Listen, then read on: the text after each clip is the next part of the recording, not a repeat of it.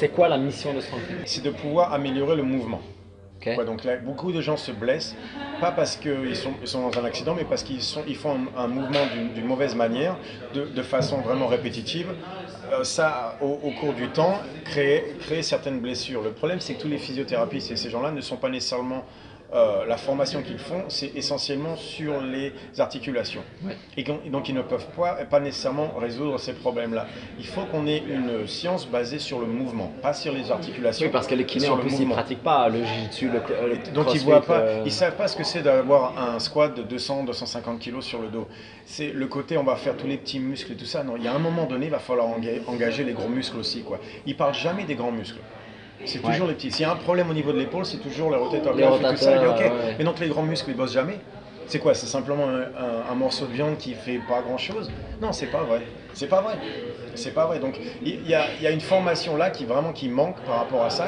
Et c'est toujours par rapport aux articulations. Et donc vous voulez amener toute cette formation là en fait aux coachs? Oui. Le but c'est de former des coachs en fait. Voilà. C'est pas vraiment ce que je veux m'inviter, c'est de former les coachs pour qu'ils puissent apporter ça eux-mêmes à leurs gens de la meilleure manière possible. Et la formation qui est disponible, c'est toujours ou un côté très technique sur les fibres musculaires ou sur les systèmes d'énergie, ou c'est technique, le snatch par rapport à tout ça, ou c'est tout. Au lieu de toujours se focaliser sur les articulations, il faut à un moment donné à un autre réaliser que ce sont les muscles qui bougent les articulations et pas les articulations qui bougent les muscles. Quoi. Ça, le mouvement il commence quelque part, c'est une question de tension, donc ça commence avec les muscles, et généralement les muscles majeurs. Quoi.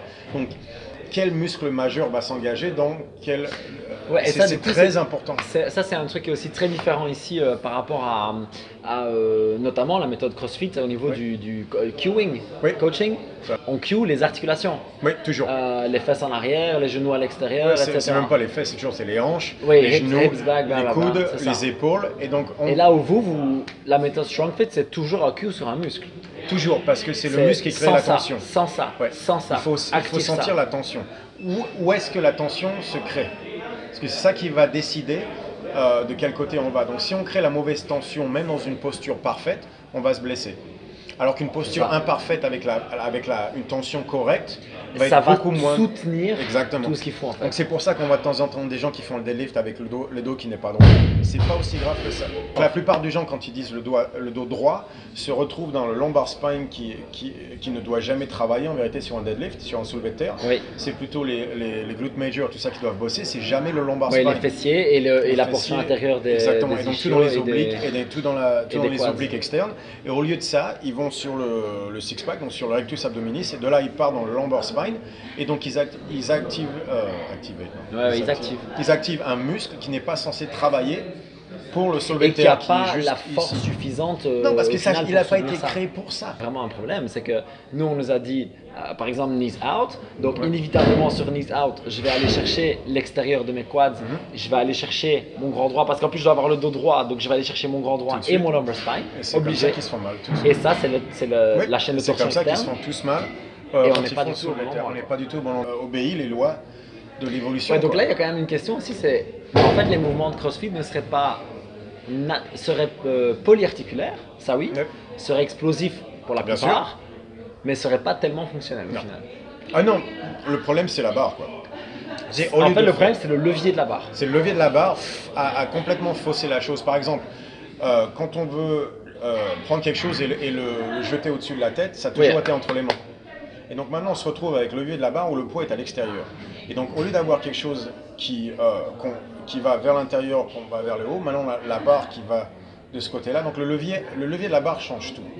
Et donc des mouvements qui ont l'air fonctionnels ne sont pas à cause de ça. Oui, c'est ça, parce que si on pousse le raisonnement très très loin, genre dans la nature, si on a quelque chose qui fait une barre, ça fait quoi, 2 mètres on va dire, je ne sais pas exactement, 2 mètres de long, et qui fait 160 kg, on le prend à 2. Oui. Ou même on le prend à côté. Oui, voilà, mais c'est ça que je veux dire. Chacun d'un côté. Mais je ne vais pas aller le prendre au milieu avec les deux poids qui... Ça fait 200 000 ans qu'on a soulevé les choses entre les mains. Quoi. Ouais, jamais à l'extérieur des mains, toujours au centre des mains. Quoi. Et donc un arbre, on se met d'un côté, on commence à faire ça. Et c'est ça qui fait que ça a tout faussé en fait. Oui, la barre a vraiment... Donc le côté barre, mouvement fonctionnel, non. Oui, c'est ça. Donc on peut toujours s'entraîner avec la barre, c'est pas le problème. Mais il faut bien comprendre quelles sont les limitations de la barre. parce que sinon ça va nous forcer dans des mouvements qui ça, ne sont donc pas on n'enlève naturels, pas les on va se mouvements, blesser. on les fait autrement. Mais il faut bien comprendre comment adapter la barre pour un mouvement naturel. Je voulais savoir si vous auriez 2-3 références de livres, peut-être que je pourrais mettre dans la description pour les gens qui veulent regarder. Déjà, pour tout ce qui est neuroscience, c'est Idriss Aberkane.